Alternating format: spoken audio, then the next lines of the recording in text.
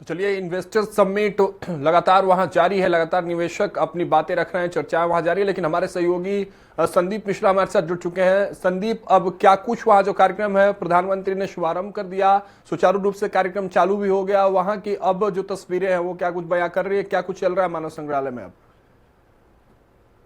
राघवेंद्र, अब session wise session यहाँ पर कार्यक्रम चल रहे हैं। प्रधानमंत्री नरेंद्र मोदी के बाद कुछ देर के लिए कार्यक्रम रोका गया था यहाँ पर लंच के लिए, और उसके बाद अब एक बार फिर से कार्यक्रम का आगाज होने जा रहा है। ठीक अभी हमारे सामने से ही मुख्यमंत्री डॉक्टर मोहन यादव निकल रहे हैं, कार्यक्रम स्थल पहुंच रहे हैं, और अब एक बार फिर से उद्यमियों से राउंड टेबल में यहाँ पर बैठक होगी, बात होगी। जिस प्रकार से जो समूह आए हैं अलग अलग ग्रुपों के, तो उनसे बात की जाएगी। मध्य प्रदेश का प्रेजेंटेशन दिया जाएगा, अलग अलग क्षेत्रों का, अलग अलग अंचलों का, कि आप यहाँ निवेश करते हैं तो किस प्रकार से आपको फायदे हो सकते हैं, प्रदेश की सरकार आपको क्या किस प्रकार की सहूलियतें दे रही है। तो इन सब चीजों को लेकर अब एक बार फिर से सेशन शुरू होने जा रहा है। उम्मीद है कि मध्य प्रदेश के लिए कई सार्थक परिणाम यहाँ निकल के सामने आएंगे। जी बिल्कुल संदीप, देखिए अब हमारे साथ हमारी सहयोगी कविता भी वही से जुड़ी हुई है। कविता, अभी इस वक्त आप कहाँ मौजूद हैं और जहां हैं आप वहां की तस्वीरें अब क्या बयां कर रही है? क्योंकि जिस तरह से संदीप बता रहे हैं, लंच के बाद फिर से सेशन शुरू होने वाला है।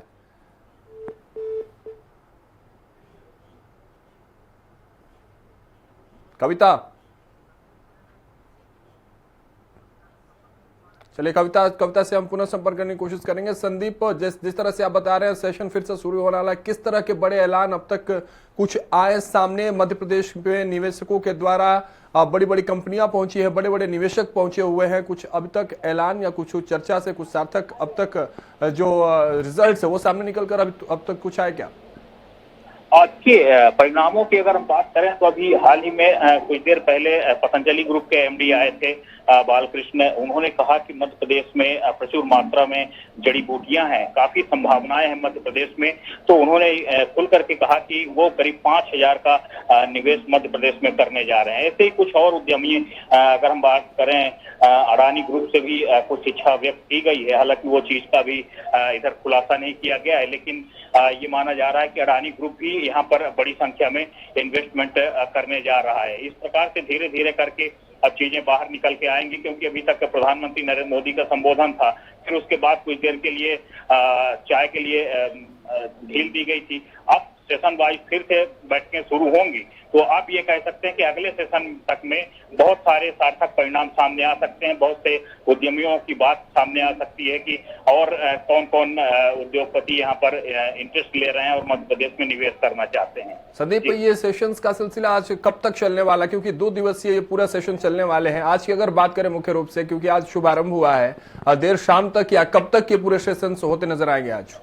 देखिए, शाम को 8 बजे तक चलेगा सेशन वाइज सेशन, यानी कि करीब 1 से 1.5 घंटे का एक सेशन रखा जाएगा, जिसमें कि अलग अलग ग्रुपों के उद्यमियों को समय दिया जाएगा, उनके अधिकारियों को समय दिया जाएगा। और इसके लिए यहाँ से टीम का भी अलग से टीम गठित की गई है। अगर हम बात करें मंत्रालय की तरफ से मंत्रियों की और अधिकारियों की विभागवार टीमें गठित की गई हैं, और वो उन उद्यमियों से या फिर उद्यमियों के जो प्रमुख जो व्यक्ति हैं उनसे लगातार बैठक करके राउंड टेबल में और फिर चर्चा कर रहे हैं। उस तरह से एमओयू की व्यवस्था बनाई गई है, ताकि अगर कोई इंटरेस्टेड होता है उद्यमी तो तत्काल प्रभाव से यहीं पर एमओयू हो, और ताकि चीजें धरातल में उतरें। क्योंकि जिस प्रकार से आरोप लगते रहे हैं अभी तक सरकार पर, तो सरकार इस बार चाहती है कि चीजें धरातल में उतरे, लोगों को दिखे कि सरकार काम कर रही है।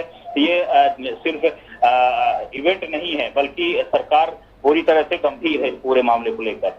चलिए संदीप, बहुत बहुत शुक्रिया हमारे साथ जुड़ने के लिए, तमाम जानकारियों के साथ आप जुड़े। और देखिए, जिस तरह से संदीप बता रहे थे, राउंड टेबल जो चर्चाएं हैं वो सेशन शुरू हो गई है। फिलहाल अभी लंच के बाद ये दूसरा सेशन शुरू हुआ है। शाम 8 बजे तक ये सेशन चलते रहेंगे। अलग अलग सेशन में अलग अलग टाइम इंटरवल दिए गए हैं उद्योगपतियों को कि वो उस टाइम इंटरवल में अपनी बात रखे, चर्चा करें और त्वरित रूप से वही एमओयू जो साइन करके और उस पर अग्रसर होते हुए निवेश के लिए आगे बढ़ने का मौका भरपूर मध्य प्रदेश सरकार निवेशकों को और मध्य प्रदेश के लोगों को भी दे रही है।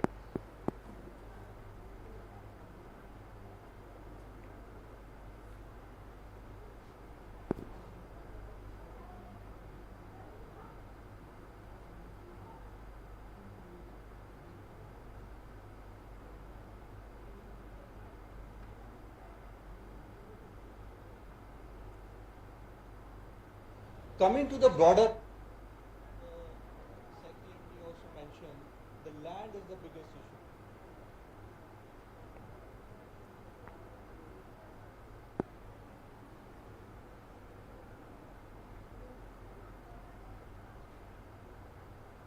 And a half million hectares of wasteland in India. And what we need to cater to the entire requirement of 2030 goals of 500 gigawatt, we only need 0.5 million hectares of land. MP may have some constraints on the revenue land, but there will be a lot of wasteland which can be collated by MP Urja, and this will really help solving our problem. This is particularly at a time when we are not having any connectivity in Rajasthan, which was the state where most of the solar projects were set up in the past for the next 5-6 years. So this is the right opportunity for MP to collate as much land as possible and conduct bid. Evacuation is not as big an issue in MP as compared to other states like Rajasthan. So more and more bids if we can have. If we look at the installed capacity of solar in MP, it has even crossed 4.5 gigawatt. So in the overall scenario, we hardly have, this is a state which has second largest land in the country, and the share in solar sector is not even 5%. Same is the situation in wind. So lot can be done in terms of procuring more renewable power. RPOs is hardly in the range of 20 to 23%, at least 1 or 2 years back data. So we urge MP to procure more and more solar and wind power. The last but not the least, we see that whatever is happening in the power generation sector in renewable industry, far more is happening on the manufacturing sector. We all know that we can't procure modules without ALMM, which is a non-tariff barrier. And on the back of that, already 80 gigawatt of module lines have been set in India. Something similar is going to happen with